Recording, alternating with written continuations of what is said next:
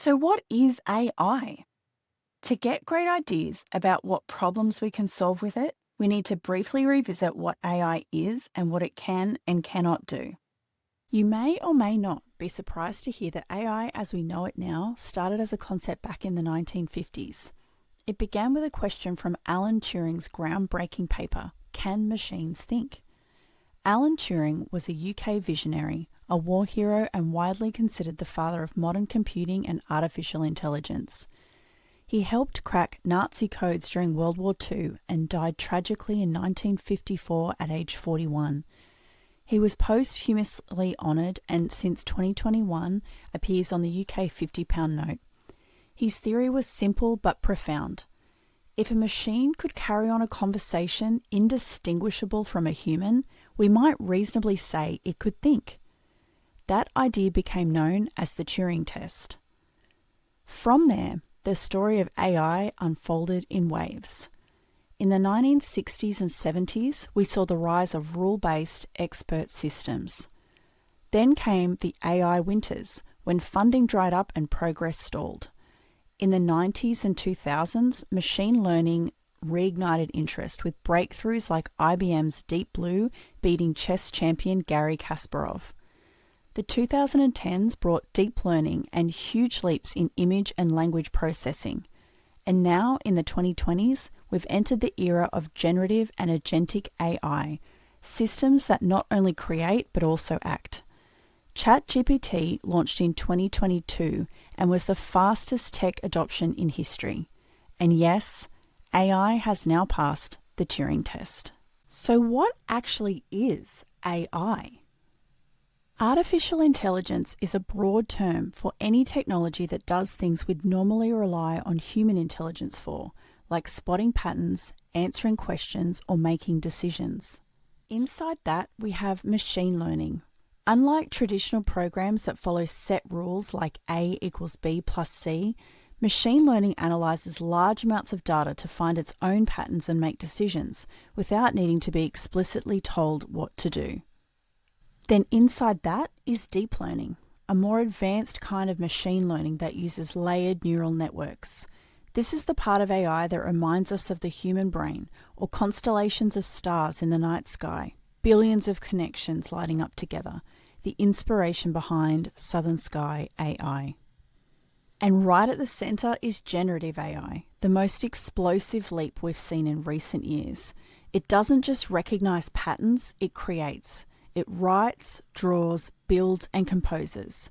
This is the type of AI you're using when you talk to ChatGPT. So what can AI actually do? You can think of AI superpowers in 4 main buckets. Let's start with natural language processing, or NLP. To bring this to life, I've borrowed an analogy from the US game show, The Price is Right. In one game, a contestant drops a disc into the top of a plinko board and it bounces unpredictably through rows of pegs before landing in a prize slot. At first, it seems random, but over many drops, a natural pattern emerges. NLP works in a similar way. It breaks down language into tokens, units of meaning, and predicts the next one based on probability, context, and patterns it has seen before. Each decision point is like a peg on the board, and large language models, like the model underlying ChatGPT, don't just have a few pegs, they have billions of them, called parameters. The early GPT-4, for example, is trained on hundreds of billions of words, using more than 1 trillion parameters to understand and generate human-like language. The model navigates this vast breadth of data to find the most likely and meaningful response, mathematics on the grandest scale. The next is computer vision, AI's ability to understand and interpret images. One of the classic tests for these systems is the age-old question, is it a cat or is it a dog? On the surface it seems simple, but to a machine every image is just a grid of pixels made up of colour and light values. Just like language models predict the next word based on patterns in text, computer vision models learn to recognize patterns in pixels, shapes, edges, textures, to determine what they're seeing.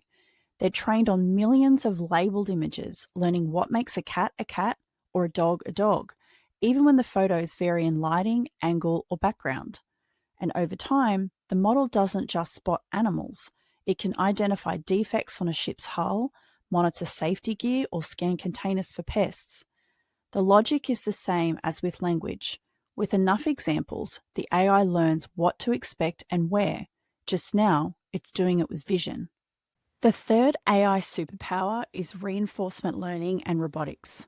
Unlike language or vision models that learn from large static datasets, reinforcement learning is dynamic. It's all about learning by doing. Here, an AI interacts with its environment, takes an action, and receives feedback in the form of a reward or penalty. Over time, it learns to optimize its decisions by repeating what works and avoiding what doesn't, very much like how we train a puppy. This is the core mechanism behind autonomous systems: self-driving cars, warehouse robots, and even AI in gaming. Powerful example comes from Boston Dynamics, the robotics company originally spun out of MIT, later owned by Google and now part of Hyundai. In this video, you'll see one of their robots learning to walk, crawl, jump, and run, not because it was pre-programmed to move that way, but because it learned through thousands of tiny mistakes and micro corrections. The fourth and newest AI superpower is agentic AI, our emerging frontier. This isn't just about asking ChatGPT to summarize an email or write a recipe. Agentic AI can follow instructions, plan steps, and execute tasks autonomously without human input at every stage. It's like having a digital teammate that doesn't just answer questions but actually gets things done.